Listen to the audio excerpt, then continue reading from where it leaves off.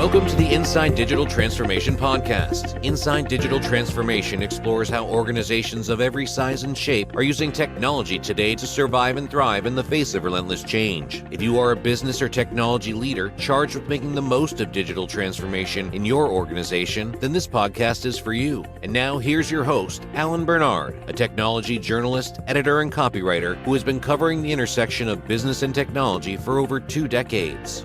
Hi everyone, thanks for tuning in. In today's episode, I'm speaking with Lawrence Gasman, the founder and president of Inside Quantum Technology, about the current state of quantum computers, why they are so powerful, and how, when combined with other technologies such as AI, they will begin to solve real-world problems that one day could have major impacts on everything from medical research to the materials that make up our everyday lives. So Lawrence, thank you for being here. And thank you for inviting me. I really appreciate it. Yeah, absolutely. I'm looking forward to it. Okay, so obviously today we're talking about quantum computing. It's becoming a hot topic, certainly in light of all the advancements in AI. It seems to me I've been hearing about quantum now for, I want to say 5 years. Something like that. On the periphery, it's always kind of on the sidelines because it really isn't mainstream yet, right? Or at least it doesn't appear to be, and that's kind of one of my questions, right? IBM's invested heavily in it. I've been watching some of their videos for research here. Quantum's a real thing. It's not just an idea out there, right? People are using it. How they're using it, what they're getting out of it, I want to kind of get into that. So why don't we start with that high-level overview of where are we at today? So it's all based on quantum physics, and that's not particularly new. It's 100 years old. Yeah, Einstein. Quantum computing was an idea that goes back to the, 1980s. Okay. I first heard about it in the 1990s, and that was at a talk on new directions in computing that I went to. And the other things they talked about is optical computing, which are classical computers, but just use photons, not electrons. And that still hasn't quite happened, although it's being renovated, I think is the right term, for quantum use. And molecular computing, which at the time the Army was pouring a lot of money into, but it kind of faded away. And quantum computing was completely different because it could use electrons or photons or many different other things, but it almost parallel processed where a bit, and you know what a bit is, was an on-off kind of thing. Right. With a qubit, quantum bit, with a qubit, you could process massive amounts of information at once. So what you got in effect was a parallel computer at every little chip and more.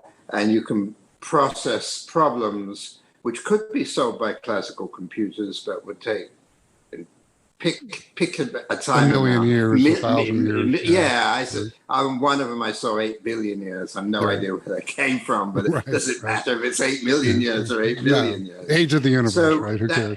Yeah. Well, I mean, there's that too.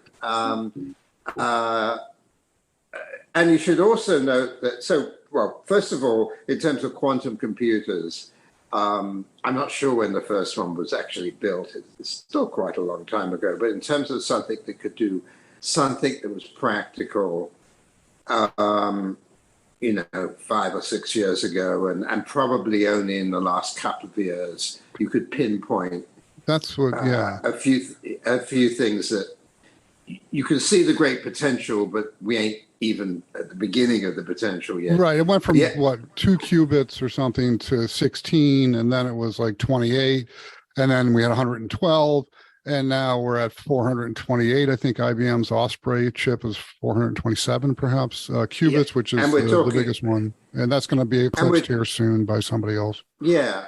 IBM, I think. Check on it for yourself.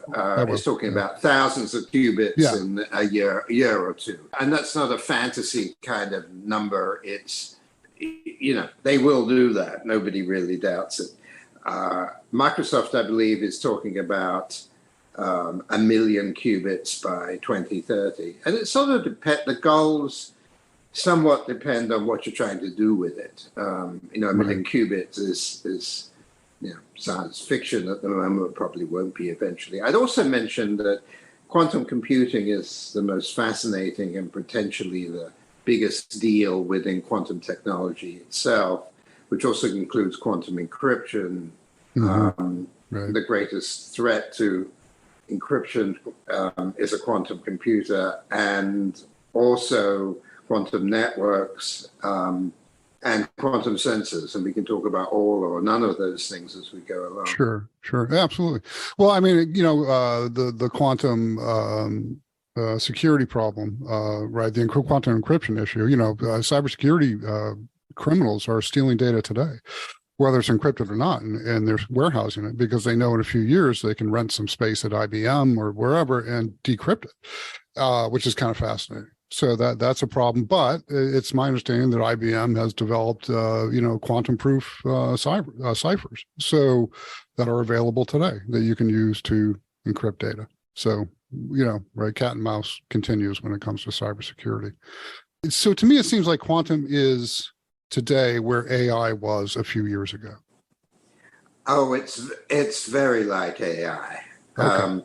So to give you a personal thing with AI, you can see me. You can see I'm not a young man. I was deciding what my PhD should be on in the late 60s and things, and I considered AI then. So it's been around at least as long as that. Many of the techniques that are used in AI were talked about then, and they went through various fashions. I mean, AI and quantum have the same kind of long tail. You know, you can go back 30 years and you can see that there's something there. But exactly what you said, you have to be a sort of insider to understand it, or not to understand it so much as to just to know where things are. To know about it. Yeah, to want to know about it, to care about it. Right? Okay, so basically the point is fusion, quantum, obviously been around since Einstein, the concept of quantum, right, has been explored. And it seems like then that we've had a convergence, like with AI, where hardware and theory have combined to actually make something practical. Is that? Yeah. I mean, that's right. So, okay. So what I do want to understand, and this is, I saw something about this, is why is a quantum computer so much faster than a supercomputer, right? And we don't need to get into superposition and all that stuff, which is, I really don't understand it. You can tell me what it is, but it doesn't mean anything. The words are rather meaningless, right? But, the way I understood it when I saw it was, in when you add transistors, you are basically adding a linear potential to that integrated circuit to do more, right? But when you add more qubits, you're adding a logarithmic function of ability, right? So 4 or 5 qubits, or however 6 qubits, isn't just a little bit faster than 4 qubits. It's a logarithmic growth. That's right. So, I mean, a classical computer is a classical computer is a classical computer. They're designed and they have cost points that relate to the market. So iPhone is the same as the best supercomputer you can get from a purely technological point of view. But you said it all, really. It's a logarithmic relationship. So if you had the formula, I think, if I'm getting it right, is n equals 2 to the n. In other words, the number of I look at it one way or other. If you had 2 qubits, that would be the equivalent of 4 bits. If you had 100 qubits, that's the equivalent of 2 to the 100th bits. So that's massively which is whatever it is. And remember that IBM is talking about bringing out a 4,000 qubit machine it's either next year or the year after. Okay, so that's where the power comes from, right? Is that logarithmic function? So you don't have to to get more powerful CPUs. You got to have 4 cores and 16 cores, and basically you're just stacking CPUs next to each other so you can run operations in parallel. Right? I mean, it's just a brute force approach to getting more done, right? Because the underlying technology doesn't change, right? It's just ones and zeros. But with the quantum computer, you're applying all of these operations in parallel, right? Isn't that kind of the way to think about it? Or it does everything at once, basically. Is that a fair? Yes, it is. Quantum's interesting, but right now it seems very theoretical and not. I don't want to say I don't know. Is it practical? I mean, are people using it to solve everyday real world problems? Or are they still trying to get there, trying to figure out how to apply it? IBM published a paper last week, maybe it was the week before, in Nature. What the paper showed is that a quantum computer, and by the way, not a fantastic one, this was a few hundred qubits, so something you can buy today if you had that kind of money, from quite a few vendors, actually. And it could do useful things that a classical computer could not do as well. And the paper, I think, doesn't completely specify what, but it's pretty clear from the context that what they're talking about is simulation of materials, which includes pharmaceuticals, to design new materials. And a lot of work going on in that field. The reason it works so well is you don't need, a million qubits to do the work. Right. So it's not way off in the future. But also because material subsystems are actually quantum subsystems. Modeling a new form of coating. I'm thinking about a project. Lithium battery is a use case that I saw. Oh, yeah. It's a great lithium one. battery, pharmaceuticals. Protein folding in a quantum. Yeah, absolutely, and a million other things in a quantum system immediately gives it an advantage. So, right, it's easy to jump from there to how it's going to solve cancer and things. Well, see, that's that to me is still not a commercial use case yet. That's still, you're in the lab. You're trying to develop new materials, new coatings for marine applications, for example, right? Or, plastics 50 years ago, that will prove infinitely useful, superconducting materials at room temperature, things like that, right? And that will one day prove infinitely useful in everyday products. But if you are Mercedes-Benz or GM and you're trying to optimize assembly lines, or you're trying to optimize routes, if you're UPS, which they've done, it took them 12 years or something to get their Orion system to work, so that they took more right-hand turns than left. I mean, it was really that it was the traveling salesman's problem, right? Yes, I was just going to mention that.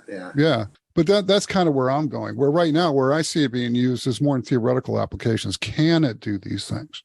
And if it can, how well does it do them versus today's supercomputers? Because I think that's the only thing you can really compare it to is a supercomputer today, right? As far as capability goes, even with a few qubits.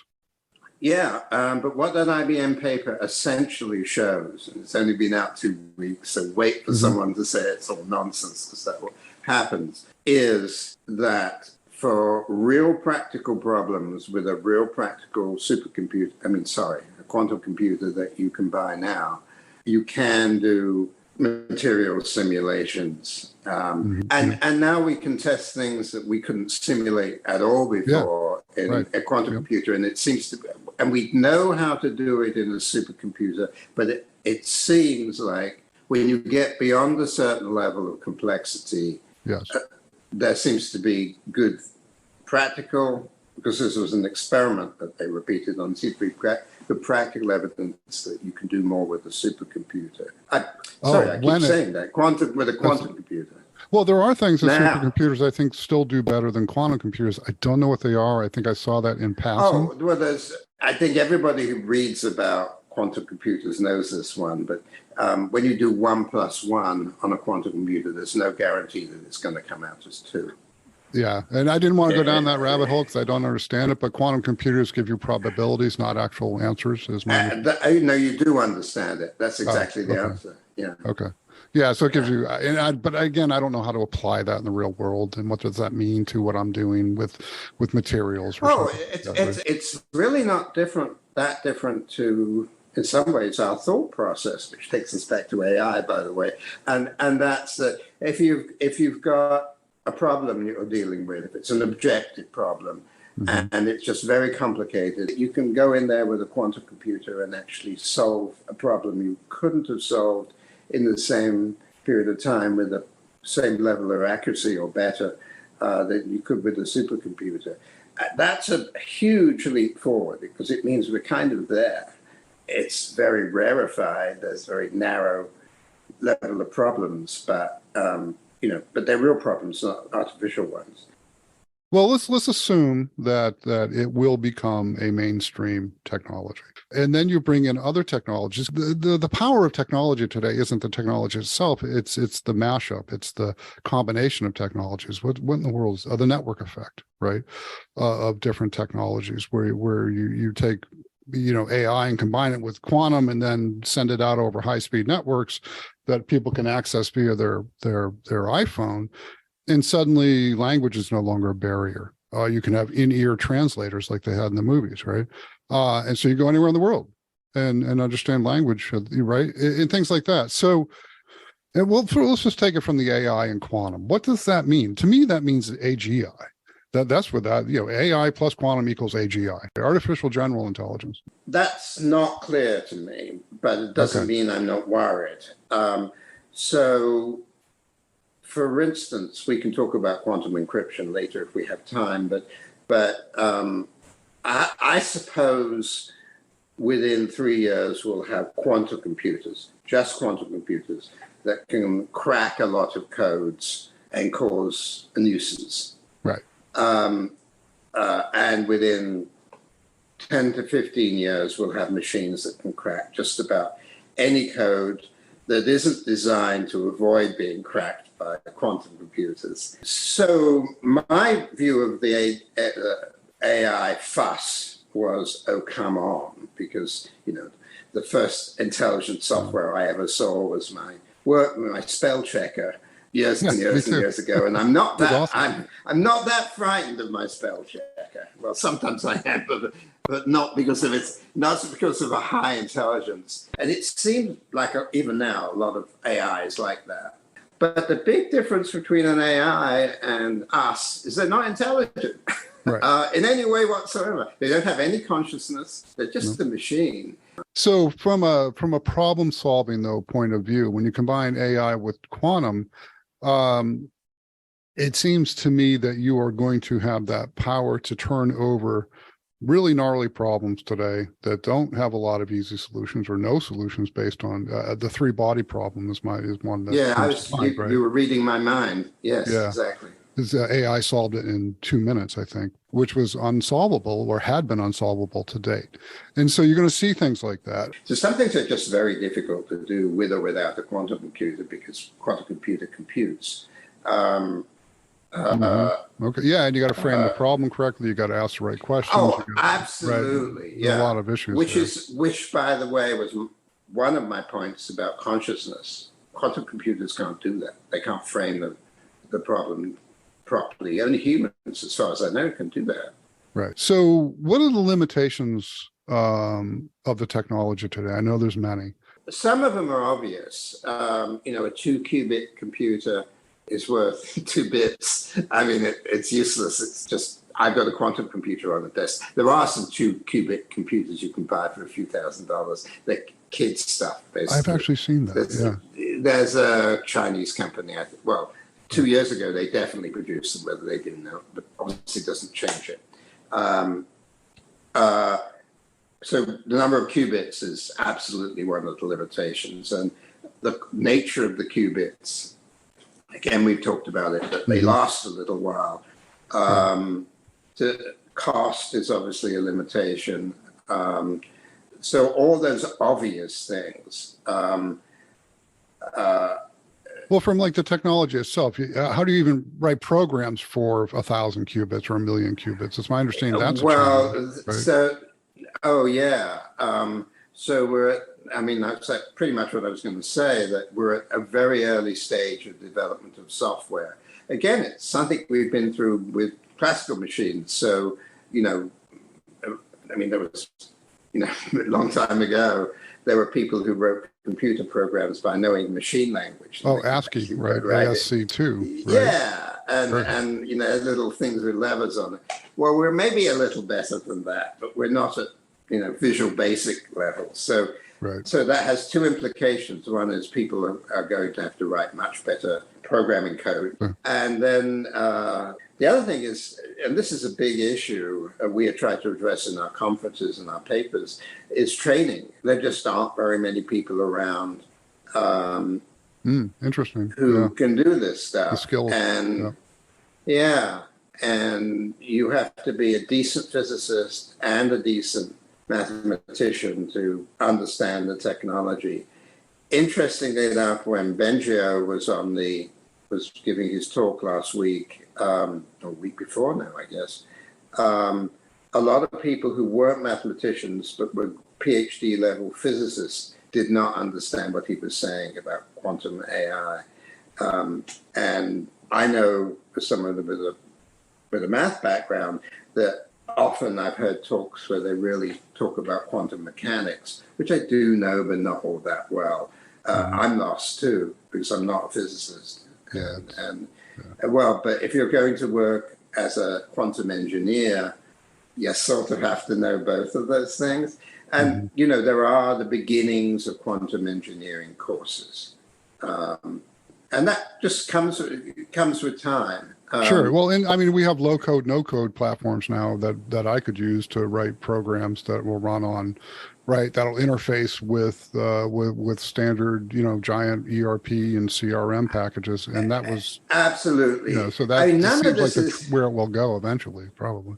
Oh, absolutely. I wanted to say this isn't rocket science, but maybe that's all it's right. harder. It's much harder. Yeah. You're right, because it's so much harder than rocket science. Yeah. Well, I mean, that's right. But there aren't the institutions to really create those degrees and things. And of course it will come. That's beyond doubt. Yeah. But they're just not here. I mentioned. But that's a serious limitation to moving early phase technologies into the mainstream. Is that's a huge stumbling block for getting technologies that are ready to move into the mainstream. Because if nobody knows how to use them or program them. I mean, I grew up in the UK. Went to Manchester University. When I was at Manchester was the only place in the UK that had a computer science degree. Oh wow! I mean, the rest of them came. I mean, 10 years later, everybody had a science, computer science. Yeah, we see the same thing with data scientists today.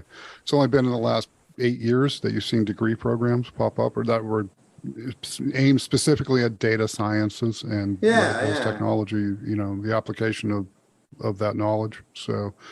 I know this because I'm in Columbus, Ohio. You have Ohio State University, and their program didn't start until I want to say 6 years ago for an advanced degree in data science, or even an undergraduate degree in data science. You kind of had to cobble it together yourself if that's what you were interested in, right? So okay. All right. Well, I think that's going to do it for me, Lawrence. Okay. Do you have anything you want to add? I think it behooves everyone to dedicate their life, but watch what's happening in both AI and in quantum. We've got an amazing way to go in both of those. I'm supposed to be a quantum expert, not an AI expert, but it's easy to see that both have much to give. And I think, we shouldn't expect too much too soon, but But the potential is there. The world-changing potential is there. It seems to me. So yes, and by the way, it's going to change business a lot. There are going to be some millionaires, billionaires that you've never heard of before quite soon, I expect. Yeah. And Yeah, it's like Okay. it's like the tech, boom of the early 2000s, right? In some ways, Yeah. we'll see. I mean, that was different, but we'll see if that happens. So anyway, all right, Well, well, so some of that was software and people right. I make know there was a lot software. of the Yeah, internet, yeah, and yeah, there was a lot of pie in the sky thinking too. What irrational yeah. exuberance, as I remember it being termed in hindsight, right? But anyway, all right. Well, Lawrence, thank you very much for your time. Sure. Thank you. I Enjoyed really the enjoyed it. conversation. Thank you for inviting me on. If you liked this episode, please tell your friends and check out our other shows. You can find Inside DT on all the major hosting platforms, including Apple, Amazon, Spotify, and Google. Talk to you soon.